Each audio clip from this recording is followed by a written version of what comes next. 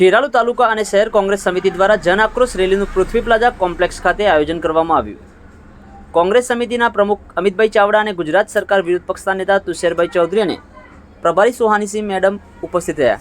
ધારાસભ્ય જિગ્નેશભાઈ મેવાણી સહિત મહેસાણા જિલ્લા કોંગ્રેસ પ્રમુખ બળદેવજી ઠાકોર, પ્રભારી દિનેશભાઈ ગઢવી, મહામંત્રી મુકેશભાઈ દેસાઈ, ડેલિગેટ બાબુજી ઠાકોર અને અમદાવાદથી જીલ મેડમ સહિતના આગેવાનો ઉપસ્થિત રહ્યા. મહેસાણા જિલ્લા કોંગ્રેસ અગ્રણી રામાજી ઠાકોર, અમરસિંહ ડાભી, યુવા અગ્રણી એલબી ઠાકોર, વડનગર કોંગ્રેસ તાલુકા પ્રમુખ ડોક્ટર જયસિંહ ચૌહાણ, પૂર્વ પ્રમુખ મહેન્દ્રસિંહ ઠાકોર, અગ્રણી રમેશજી ઠાકોર, સિપોર નગરસેવક હપુજી ઠાકોર સાથે ડેલિગેટ નૂરભાઈ મોમીન અને સ્થાનિક આગેવાનો હાજર રહ્યા હતા. મહેસાણા જિલ્લા મહામંત્રી રણજીતસિંહ પરમાર અને મહામંત્રી મોહમ્મદસિંહ ચૌહાણ, ખેરાલુ તાલુકા કોંગ્રેસ પ્રમુખ પરબતજી ઠાકોર સાથે શહેર કોંગ્રેસ પ્રમુખ વિજય દેસાઈ, નગરસેવક ઉમર ફારૂક સિંધી, છગનભાઈ ચૌધરી, બાબુભાઈ વણકર, અંબાવાડા સરપંચ અને આગેવાનો ઉપસ્થિત રહ્યા. મહેમાનોનું સાફો બાંધીને પુલહારથી ભવ્ય સ્વાગત કરવામાં આવ્યું. મહેસાણા જિલ્લા કોંગ્રેસ પ્રમુખ બળદેવજી ઠાકોરે ભાજપને આડેહાથ લીધી. પ્રભારી સુહાસિની મેડમ અને વિરોધ પક્ષના નેતા ડોક્ટર તુષારભાઈ ચૌધરી અને જિગ્નેશ મેવાણીએ ભાજપ સરકારના મુખ્યમંત્રી ઉપમુખ્યમંત્રી હર્ષ સંઘવી ઉપર આડેહાથ પ્રહારો કર્યા હતા. ડ્રગ સહિત 2 નંબરના ધંધાને મલાઈ તારવી લેતા આગેવાનો અને અધિકારીઓ સહિત હપ્તાખોર પોલીસ અધિકારીઓ વિરુદ્ધ ધારદાર પ્રવચનો કર્યા હતા. વિરોધ પક્ષના નેતા તુષારભાઈ ચૌધરીએ ભાજપની સરકાર પાસે ખેડૂતોના દેવા માફ કરવાની વાત કરી હતી, ત્યારે પ્રદેશ પ્રમુખ અમિતભાઈ ચાવડાએ પણ કોંગ્રેસની જન આક્રોશ રેલી અંગે વક્તવ્ય આપ્યું હતું. શીત કેન્દ્ર ચોકડી પર મોટી સંખ્યામાં જનમેદની ઉમટી હતી, તેમજ તેમના માટે ખૂબ જ વ્યવસ્થા કરવામાં આવી હતી. મુકેશભાઈ દેસાઈએ કાર્યક્રમમાં સારું ઢાળી સ્વાગત કર્યું હતું. મુકેશભાઈ દેસાઈના સુંઢિયા રોડ પર ફાર્મ હાઉસ પર ચા પાણી અને નાસ્તાની પણ ખાસ વ્યવસ્થા કરવામાં આવી હતી. સમગ્ર કાર્યક્રમનું સંચાલન પૂર્વ પ્રમુખ એવા રણજીતસિંહ પરમાર અને ડોક્ટર જયસિંહ ચૌહાણે કર્યું હતું. આભાર વિધિ મોહમ્મદસિંહ ચૌહાણે કરી હતી. ખેરાલુ પીઆઈ સહિત પોલીસ ટીમ પણ બંદોબસ્તમાં વ્યસ્ત રહી હતી. પ્રદેશ કોંગ્રેસ પ્રમુખ અમિતભાઈ ચાવડાએ મીડિયા સમક્ષ સમગ્ર બાબતને લઈને વિગતો આપી છે. વધુ સમાચારોને અપડેટ્સ માટે જોતા રહો online TV news. Farooq Memon સાથે.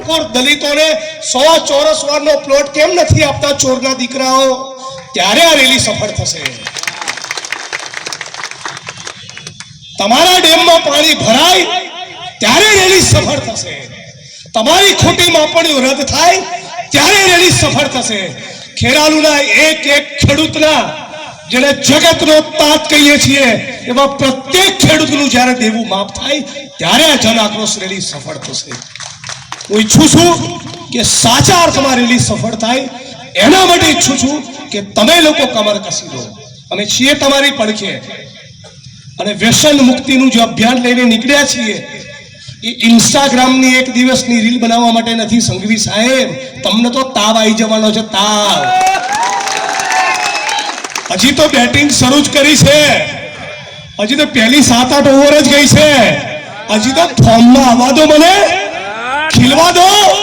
પછી જે ચોગાને છગ્ગા મારું છું.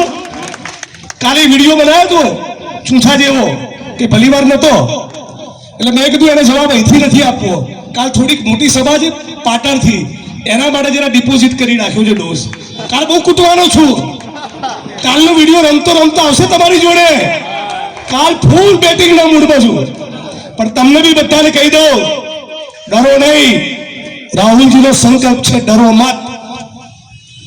આપણે બધા સાથે મળીને સંકલ્પ કરીએ એક નવું ગુજરાત બને. એક એવું ગુજરાત જ્યાં દારૂ જુગારના અડ્ડા ના હોય. એક એવું ગુજરાત જ્યાં બેન દીકરીઓ માતા મોહલ્લામાંથી રાત્રે નીકળતી વખતે સંકોચ ના થાય મનમાં કે મારી જવાન દીકરીને ટાપુ કરવા મોકલું કે નહીં. એક એવું ગુજરાત જ્યાં નવી પેઢીનો કોઈ યુવાન એ ડ્રગ્સના રવાડે ચડે છે. માનની બળદેવજી બી બહુ સાચું કીધું. એ પોલીસના મિત્રો હોય કે નેતાઓના, ડ્રગ્સના મુદ્દે જે પણ કોમ્પ્રોમાઇઝ કરશે એના જ ઘેર ડ્રગ્સ ઘૂસવાનું છે. આજે ગુજરાતના કરવાની જવાબદારી જનતાની નથી.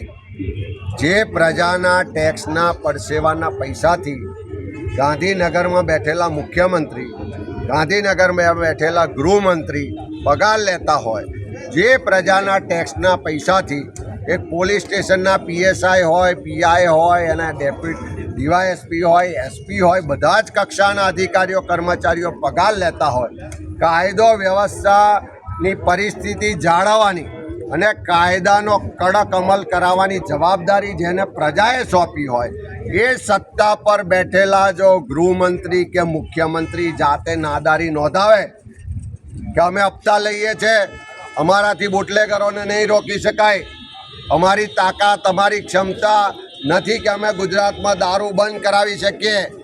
એમની જો નાદારી નોંધાવતા હોય તો કોંગ્રેસ પાર્ટી જનતાને સાથે રાખીને જનતા રેડ કરશે. પણ જેની જવાબદારી છે, જે પ્રજાના પૈસેથી પગાર લે છે, જેણે પ્રજાના મત લઈને સત્તાના સિંહાસન પર બેઠા છે, જવાબદારી એમની છે.